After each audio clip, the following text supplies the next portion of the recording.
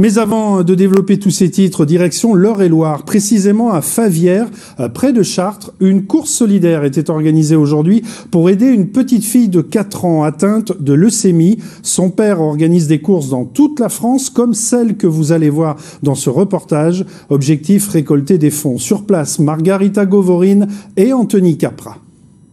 Sur ce stand, des t-shirts et des casquettes sur lesquels on peut lire le prénom Aline.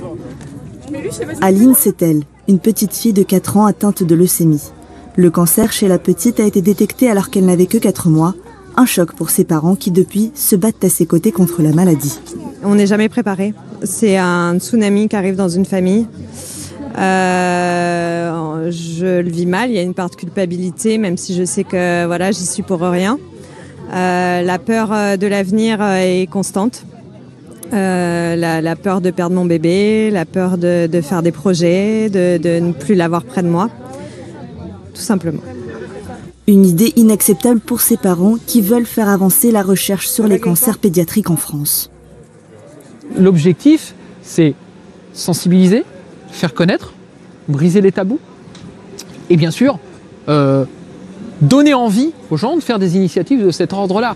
135 000 €, c'est le coût actuel du traitement expérimental appelé CAR-T-cells, moins virulent que la chimiothérapie. Et ces initiatives permettent de récolter des dons nécessaires.